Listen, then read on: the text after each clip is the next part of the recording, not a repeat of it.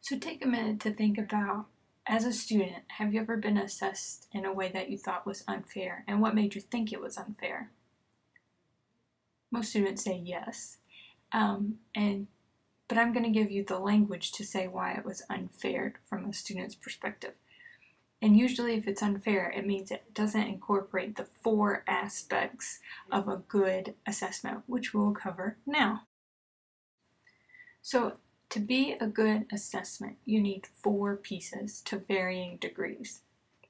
You can remember these 4 pieces by RSVP, but we're not going to go in that order when explaining them. We're going to start with standardization. So standardization is the idea that the questions, the content is the same for all students taking that exam or assessment, project, whatever it is. The content is the same, the grading is the same, how it's given is the same, so that you can compare across students. So you want to have it as similar or the same as possible so that you can compare and you don't have differences. Well, this student got to use their textbook and that student didn't.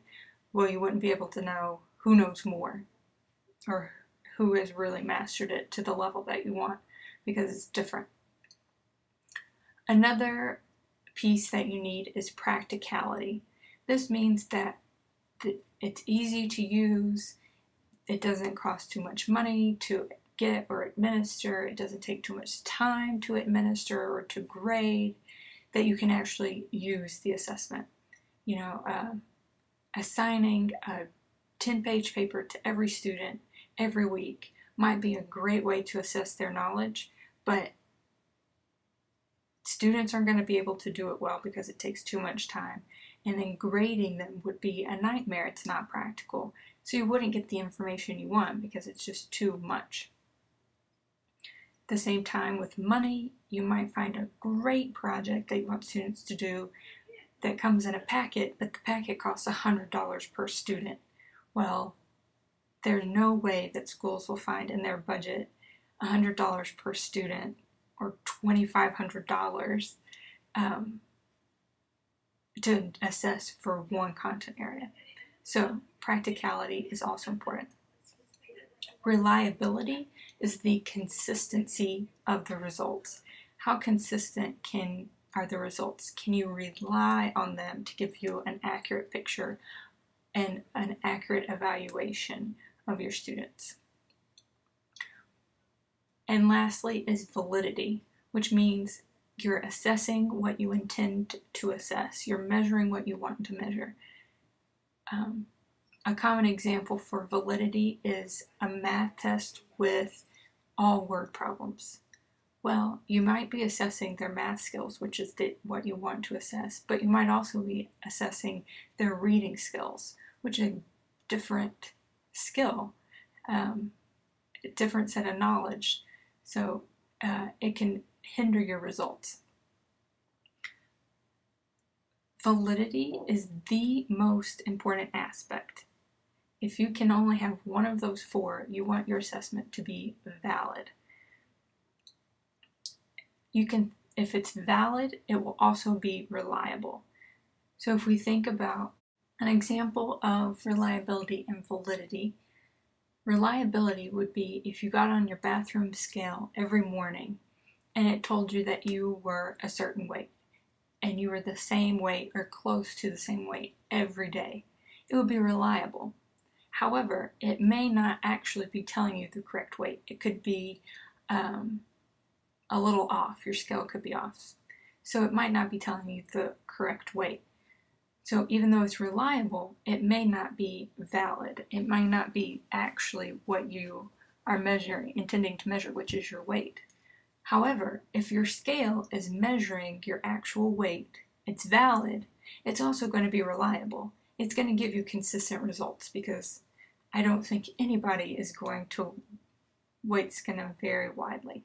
So it gives you results that you can depend on and what you want to know, which is your actual weight. So if it's valid, it's also reliable.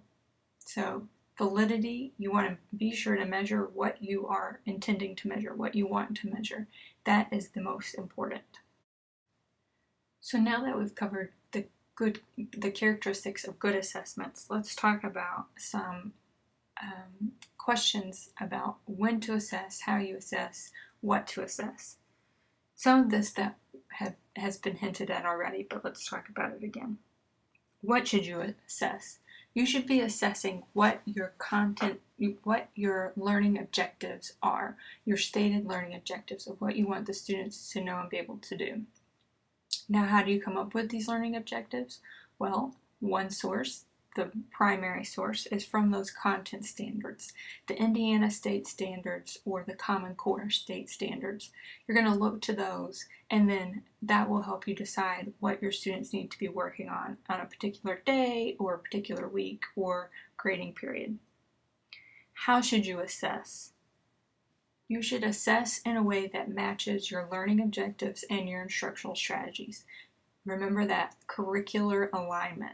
You should be assessing so that learning objectives and instruction match your assessment. And when should you assess? You should be assessing frequently and as soon after instruction as possible. You want to be able to maximize those purposes of assessment, to measure your own teaching, to measure what the students have learned, to measure all of those things, and to guide your instructional decision making. If you're waiting 2 weeks to grade something, you don't know if students what they learned 2 weeks ago and where you should go. So you should assess frequently and soon after instruction to maximize the purposes of assessment. This is a graphic of the assessment cycle to show you how do you work through different assessments. So we'll start with assessment planning because you have to plan it before you start your first assessment. Assessment planning and instructional planning go hand in hand. You're going to do those at the same time. You really shouldn't wait until you've already taught a lesson to then create your assessment. Your instructional planning, what you want to teach, how you're going to teach it, and how you're going to assess all happen at the same time. Once you've planned out what your assessment will be, then you give the assessment, you assign the paper, or you give the quiz. You administer your assessment. Then you evaluate. Remember, you have the measurement and then evaluation. So administration is the measurement part, and then you have to evaluate. What do the scores mean? What does this mean for their learning? Then you communicate the results. So you might be communicating with the students themselves, with parents, with the principal, administrators, with special education teachers, with other teachers. So you need to be able to communicate those results. Once the results have been communicated, after evaluation and measurement have occurred, then you can start planning your next assessment and your next instruction. So remember, it's informing instructional planning. So once you have it administered and evaluated, you communicate those results, maybe even get feedback as part of that communication, so a dialogue instead of just a one-way, and then plan for your next content.